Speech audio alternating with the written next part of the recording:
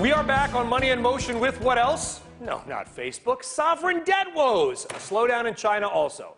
It is the stuff that our next guest lives for. Marc Faber is the legendary author of the widely read Gloom, Boom, and Doom Report. He's predicted the last two meltdowns, so you want to listen to him. He joins us now by phone from Thailand. Marc, it's great to chat with you again. It's Brian Sullivan. It's my pleasure. Thank you, Marc. What is the end game here for Greece? What's going to happen to the Eurozone?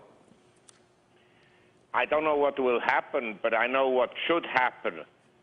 And what should happen is that Greece exits the Eurozone right away and defaults on all its obligation to foreigners. Because if they have obligations to foreigners, it's the mistake of the bureaucrats in Brussels. Do you think there's any chance that will happen, Marc? You said you think it should. But given the polling, most Greeks don't want to leave the Eurozone, but yet they're angry at the austerity. They don't want to leave the Eurozone because they know that the drachma in future would be worth 70% less than a euro. That's why they don't want to leave. But equally, they don't want to have austerity and have their salaries and benefits cut by, say, 50%, which would be necessary to bring some order to the Greece household mess. Marc, it's Rebecca Patterson. Thanks so much for joining us. So next week we have EU leaders meeting, I think it's Wednesday, to try to talk about how they can inject a little growth with austerity. Growth, austerity, kind of like jumbo shrimp, I guess. But do you think anything they can do really helps Greece get through this? Or is it more just putting a Band-Aid on a gunshot wound? Look, I have to laugh each time people talk about austerity. The fact is, since 2000 up to 2011, government spending in the Eurozone has risen by 76%. Where's the austerity? Government spending as a percent of the economy has grown from 44% to 49%. There has been no austerity. Government spending continues to increase, and it's suggested to be financed by higher taxes. Higher taxes give more money to the bureaucrats so they can install more regulatory bodies to hamper businesses and to harm business developments.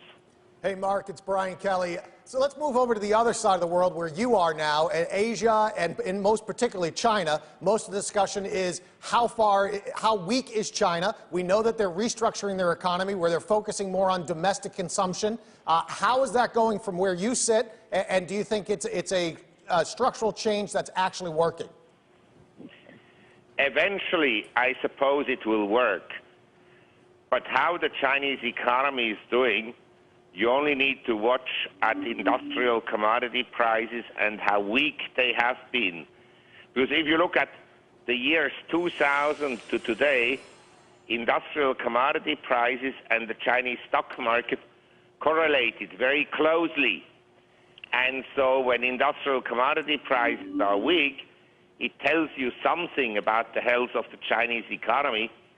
And I think the Chinese economy is much weaker than what analysts suggest. Marc, I know it's 6:50 a.m. either yesterday or tomorrow over there. I'm not sure exactly which one, so I know it's early. We're going to let you go. Marc Faber, thank you very much for joining us.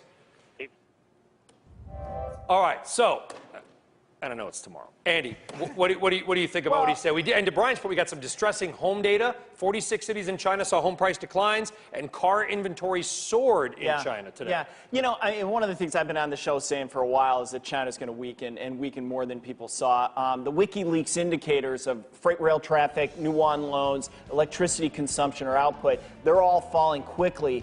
I think we're at a stage right now where people are adjusting their expectations for China. They're going to get slower growth. We just had a Chinese analyst come out last night and say 7.5 for the second quarter. I think they'll be lucky to get that, but the market's pricing it in right now. Even if it falls to 6, that's still darn good compared to the rest of the world. It's not, it is compared to the rest of the world, but not for China. They need to grow to absorb the workers. All right, up next, you heard Marc Faber's dire prediction for China longer term. A key piece of Chinese data will hit the market late next week, but Andy has got the trade that can make you money right now, and that is when we come back. Stick around.